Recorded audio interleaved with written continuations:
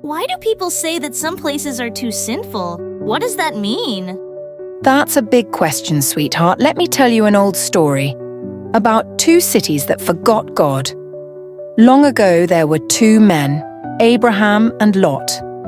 They were family, but soon they had to make a choice that would change their lives forever.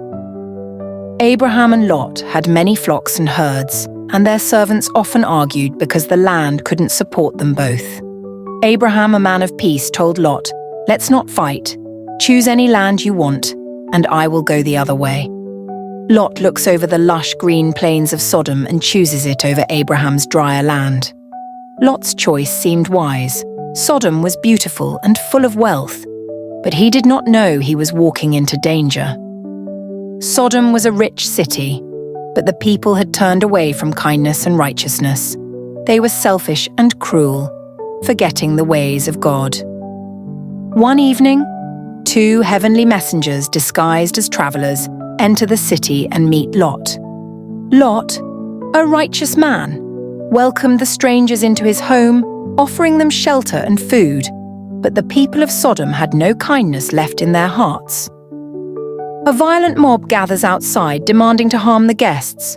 Lot tried to protect them, but the crowd was relentless. Then something incredible happened. The angels reveal their power, striking the attackers with blindness. "Lot," they warned, "gather your family and leave at once. This city will be destroyed for its wickedness." The sky darkened, and then fire and burning sulfur rained down from the heavens. As the flames consume the city, Lot's wife hesitates. She turns back, longing for what she left behind. But God had warned them, "Do not look back." In that moment, she turned into a pillar of salt. The cities of Sodom and Gomorrah vanish in the smoke, while Lot and his daughters escape to safety. The sinful cities were no more. Only Lot and his daughters remained, spared by God's mercy. Wow, that was intense. But why did God destroy them? Because they turned away from him. But he saved Lot because he chose righteousness. That's the lesson, my love. God is just, but he is also merciful to those who follow him. The story of Sodom and Gomorrah reminds us to choose wisely, to walk in kindness, faith, and righteousness, for God always sees the hearts of men. The story of Sodom and Gomorrah teaches us powerful lessons that still apply to our lives today. Lot made a choice that seemed good in his eyes, settling in the rich and fertile lands of Sodom. But what looked like prosperity came with a hidden danger, the influence of a sinful city.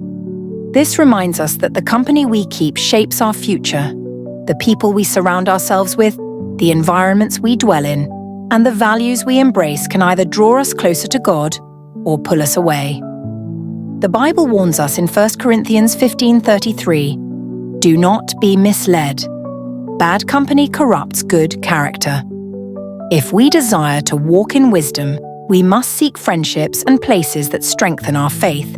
As Proverbs 13:20 says, "Walk with the wise and become wise, for a companion of fools suffers harm." Lot's story also reveals another truth. Obedience to God leads to life, while disobedience brings destruction. The angels warned Lot and his family not to look back as they fled. Yet Lot's wife hesitated. Her longing for what she left behind cost her everything. Like her, we sometimes struggle to let go of the past, our mistakes, temptations, and unhealthy habits. But when God calls us to move forward, we must trust him completely.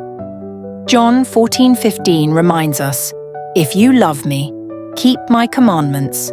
And Genesis 19:26 shows the consequences of disobedience.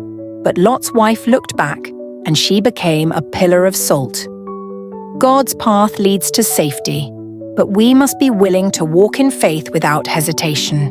Above all, this story teaches us that God's mercy is great, but his justice is certain. Even when the city's sin was overwhelming, Abraham pleaded for mercy, and God was willing to spare it if even 10 righteous people could be found. Yet, when wickedness prevailed, judgment came. Today, as we look at the world around us, we see corruption, greed, and moral decay, but we must remember that while God is slow to anger, He does not ignore sin. Numbers 14:18 declares, "The Lord is slow to anger, abounding in love and forgiving sin and rebellion. Yet He does not leave the guilty unpunished." At the same time, Matthew 5:6 gives us hope. "Blessed are those who hunger and thirst for righteousness, for they will be filled." God is both just and merciful, and those who seek Him will find refuge. So let this story be a reminder to us all. Choose your path wisely, obey God's voice without hesitation, and trust that He is both our protector and righteous judge. And through it all, may God receive all our praises, now and forever. Amen. Thanks for watching. God bless you